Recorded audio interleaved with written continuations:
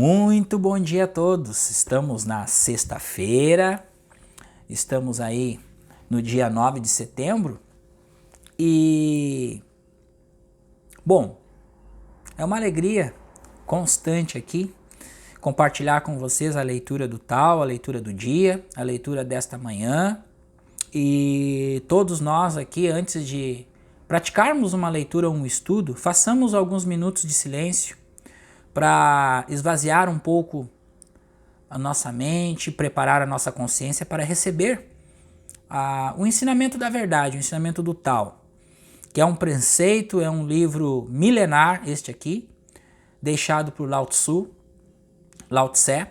para que possamos entender o que ele sentia, porque ele vivia num constante silêncio, numa alegria extrema, numa felicidade extrema. E só foi possível ele deixar esse ensinamento por uma ação de um soldado para que ele passasse ali na fronteira. Então ele resolveu seguir seu rumo sozinho, sumindo, deixando esta preciosidade para nós. Então vamos aqui no início do capítulo 43 do livro. Nós estamos iniciando hoje o capítulo 43. Como de praxe, nós vamos ler aqui todo o poema e depois nós vamos seguir estrofe a estrofe, ok? Então vamos lá. Sob o céu, o mais suave cavalga sobre o mais duro. A não existência pode penetrar no sem espaço. Por isso, conheço o benefício da não ação, o ensinamento da não palavra, o benefício da não ação. Sob o céu, poucos os alcançam. Então nós vamos entender este poema do Lao Tzu e a gente já entendeu que aqui ele está falando do processo da não ação, da não palavra, da não justificativa, ou seja, do silêncio total, da ausência total do ego. Sob o céu, o mais suave cavalga sobre o mais duro. Sob o céu significa no mundo, porque tudo que existe no mundo encontra-se sob o céu. Suavidade é a capacidade de transformação, o contrário da dureza ou rigidez que impede qualquer possibilidade de flexibilidade na manifestação. O poema diz que, sob o céu, o mais suave vence o mais duro. E este conceito abrange as manifestações concretas, como a água no estado líquido, por exemplo, que é suave e maleável, mas consegue minar lenta e persistentemente a estrutura de um muro de concreto, que é rígido. E para as manifestações abstratas, como os sentimentos e gestos suaves que convidam o outro para uma interação, ao contrário dos sentimentos e gestos rígidos, se afastam pessoas. E isto ocorre porque o mais suave, apesar de aparentemente fragilidade, concentra em seu interior uma força invisível que consegue vencer o mais duro. Um exemplo de força suave que domina o mais rígido no trato entre pessoas são os sentimentos suaves como a delicadeza, a gentileza, a polidez. A humanidade e a afetividade vencendo de forma gradual a intolerância e a rigidez dos conceitos, comportamentos e normas até que as circunstâncias sejam transformadas e a flexibilidade implantada no contexto. A frase fala da potencialidade que existe inerente da força da suavidade para dominar e flexibilizar a rigidez e ensina que o ser humano deve usar o exemplo da água, que pela teoria dos 5 elementos corresponde à virtude da sabedoria, para adotar em sua vida um comportamento similar ao seu movimento no mundo, de modo a alcançar a condição de se tornar a força suave que domina toda a rigidez dos bloqueios e obstáculos que encontra em seu caminho. Assim, a água, diante das barreiras intransponíveis, circula o bloqueio e passa pelo impedimento.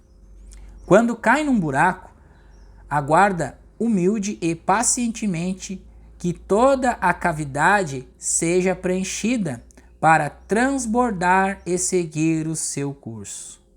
Quando o leito por onde corre é de boa fortuna, ela prossegue serenamente, sem se adiantar ou se retardar diante do seu destino.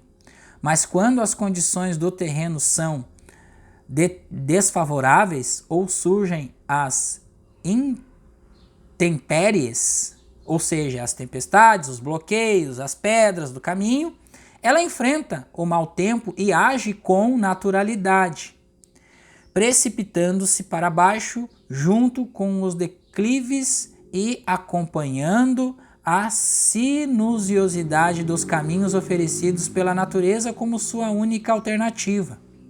E finalmente ela faz toda essa caminhada sem perder de vista seu objetivo maior, e de chegar ao mar para se unir à totalidade das águas do planeta e se tornar parte da concentração de toda a sabedoria que existe no mundo. Este é o nosso desenvolver, o nosso caminhar e o nosso propósito maior aqui na Terra. Então, meus irmãos, por isso que a gente sempre bate que dá vontade de desistir, dá. Porque por que dá vontade de desistir? Porque o ego, ele quer que as coisas se resolvam da maneira que ele quer e não da maneira que é.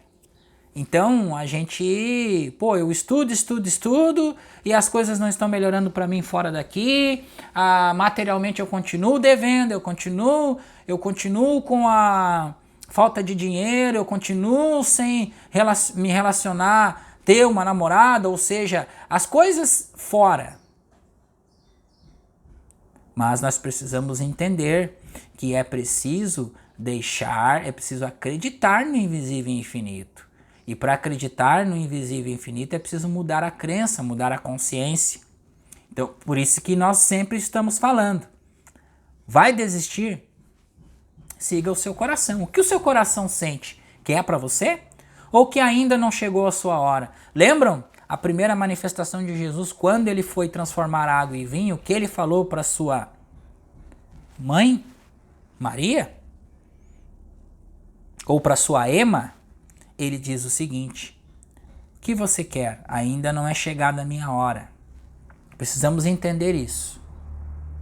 Enquanto não é chegada a nossa hora, precisamos estudar e entender o processo em nós mesmos, para entender o que se manifesta através de nós. Senão nós vamos ficar batendo cabeça ou dando murro em ponto de faca. Então, a água, gente, se nós começarmos a observar a água, que é abençoada, ela está aqui na forma desta taça. Então a água, ela fica na forma do que é. Ou seja, ela aceita a forma. Imagine só se nós fôssemos colocar... A água é viva, tá? Vou dar um exemplo simples para vocês aqui. Imagina se nós fôssemos colocar água aqui e a água não aceitasse a taça. Ela não ia ser colocada na taça, ou ela ia quebrar a taça, porque ela não ia aceitar a forma da taça. Ia ficar na guerra, no conflito. Como que nós íamos beber a água, que é um líquido abençoado, que nos traz o rejuvenescimento, que nos traz a presença? O nosso corpo é 90% água. E aí, como que fica essa situação? Perceberam isso? Então, nós devemos nos adequar às situações e entender, aceitar. Primeiramente, aceitar. Trabalhar o contexto das sombras de novo. Porque este é o tabu. Este é o tabu da espiritualidade. A sombra coletiva, sombra individual. Trabalhando a sombra individual, você vai entender a sombra coletiva e assim por diante. Então, o que fizemos? Estudamos, tentamos ajudar da melhor forma possível, orando pelos nossos inimigos, por aquilo que a gente não gosta. É mais difícil aceitar aquilo que a gente não gosta. Uma pessoa, uma situação, uma crítica, um julgamento. Lembram da oferta? Que precisamos primeiro nos reconciliar com nosso irmão, ou seja, com qualquer situação adversa a nós no mundo exterior, para depois largar a nossa oferta no altar, ou seja, entrar em fase com tudo. Muito bom dia a todos, que a paz seja convosco.